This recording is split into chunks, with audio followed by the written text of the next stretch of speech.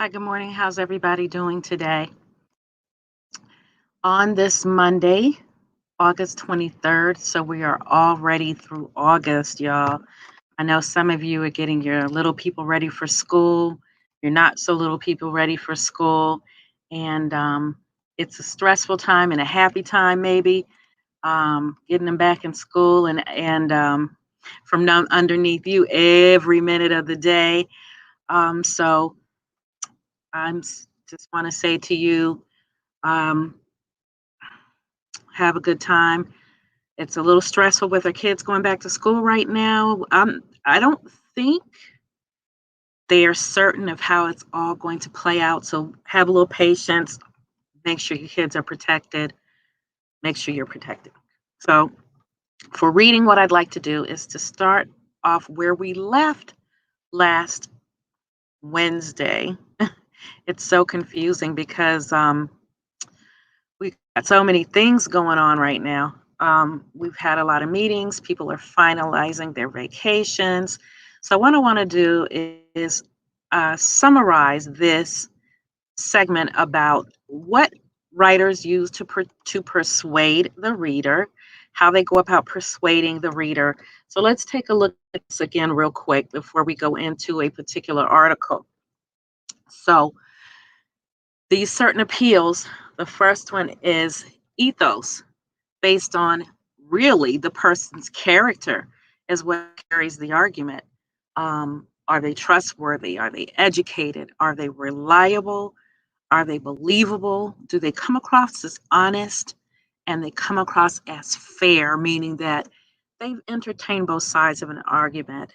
So if we look at this picture of MLK, he embodied all of those things. Not that just he was an educated man, but he seemed to be a good man, a fair man, a just man. Then we have next pathos, which is based on emotion. The audience is they people really don't appeal. People don't really respond to emotional appeal. Sometimes you'll see those commercials about the dogs. Um, so what they do is to try to bring in a little more evidence, so it's not just pulling at your heart where you feel like sometimes you're being manipulated, but what they'll try to do is balance that out sometimes with facts. And so the different things that we're going to look at are love, pity, justice, patriotism, hope, jealousy, anger, and fear. However, if you look at what's going on right now in this political atmosphere, I think they are appealing to people's fears and anger, um, and sense of misjustice, particularly of this election. And then let's look at logos, reason. Okay, we're saying, hey, we're going to appeal to your brain, your intellect.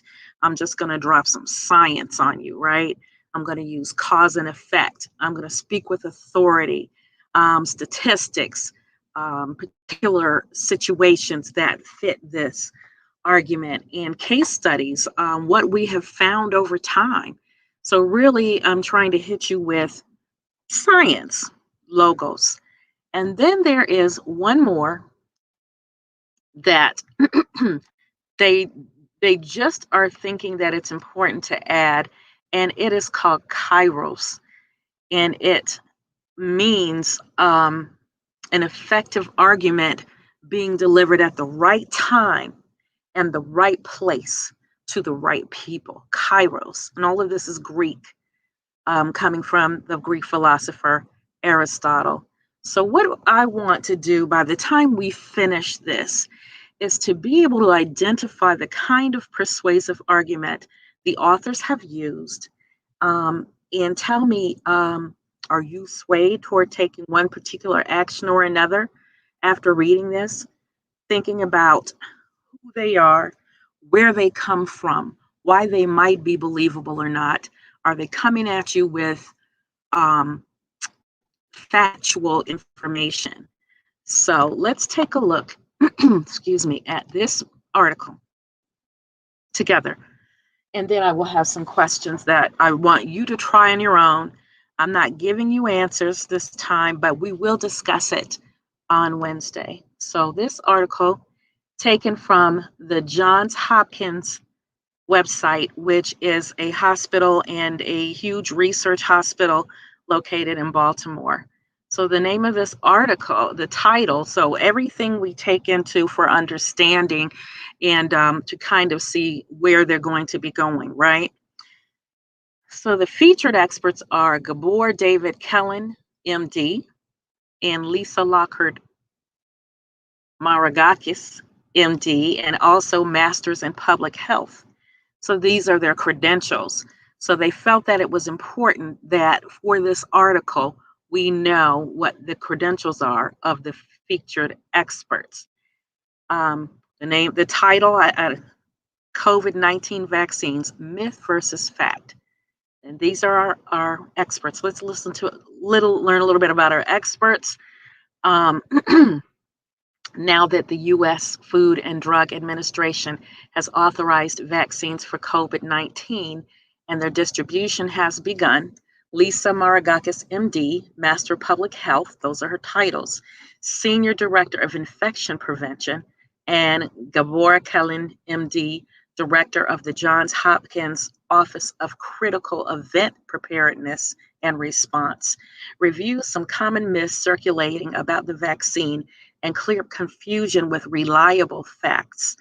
And let me just say that for the 3 vaccines that are out there, the Pfizer vaccine has now been taken out of experimental status and is a certified treatment for the COVID vaccine as of today. So let's go on and look at some of these myths and how they chose to address them.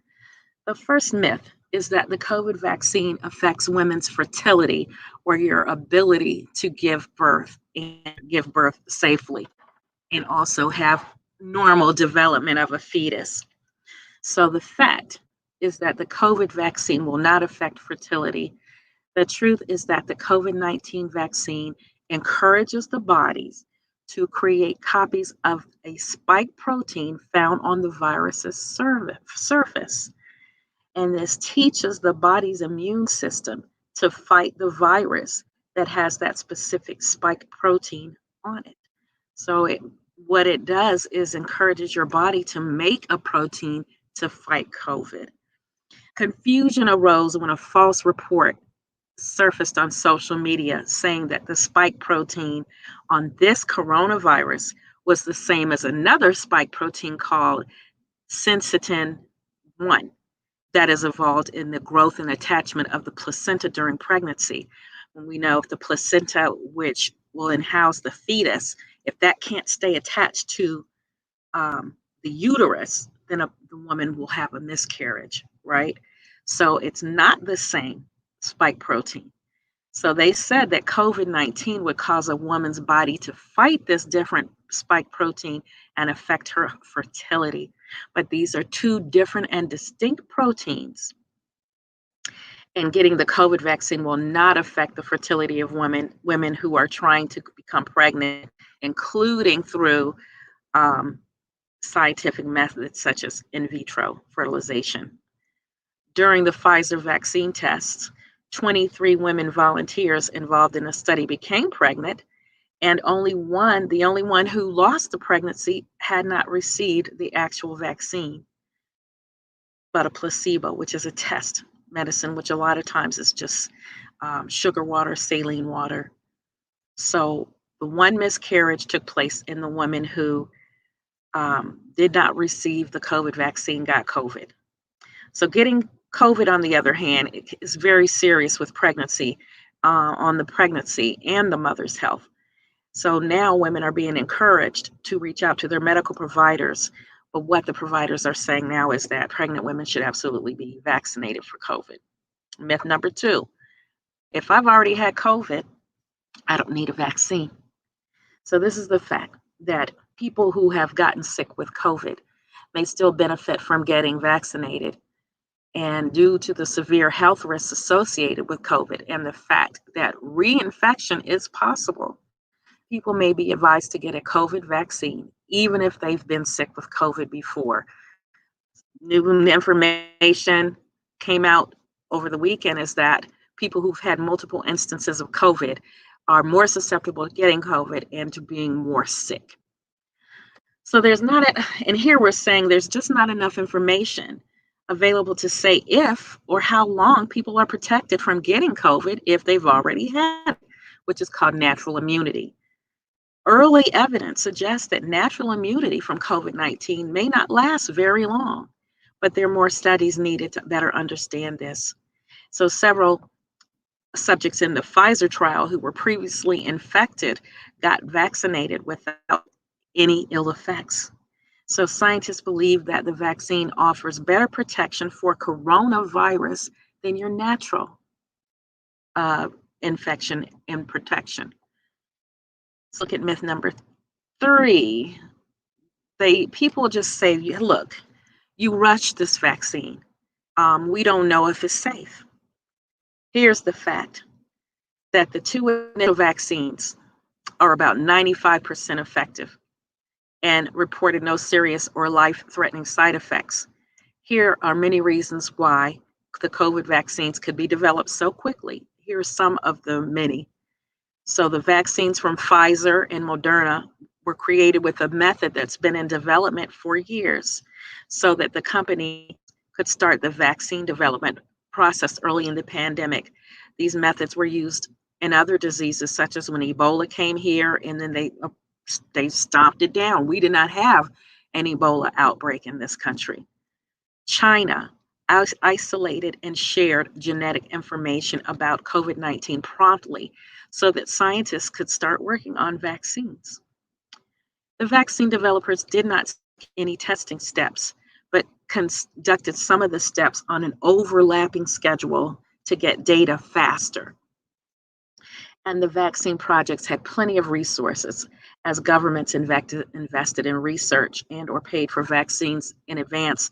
And this took place not just in the United States, but around the world. Some types of COVID vaccines were created using messenger RNA.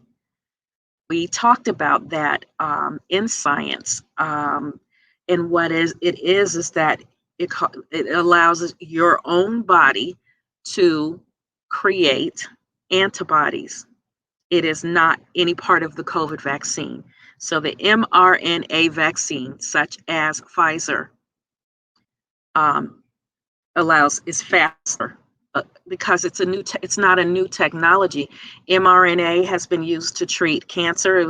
That was used to create my chemotherapy against my breast cancer. So they use existing knowledge.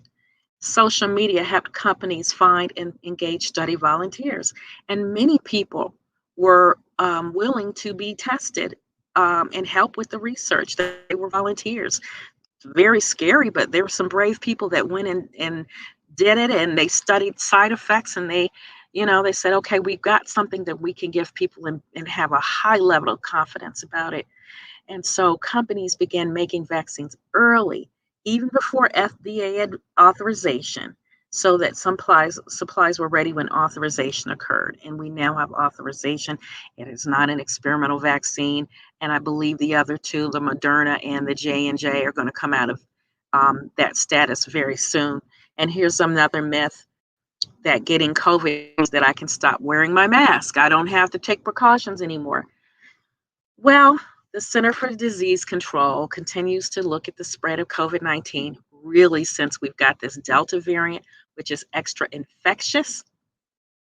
And so they say, no, we think we want you to keep your masks on for right now.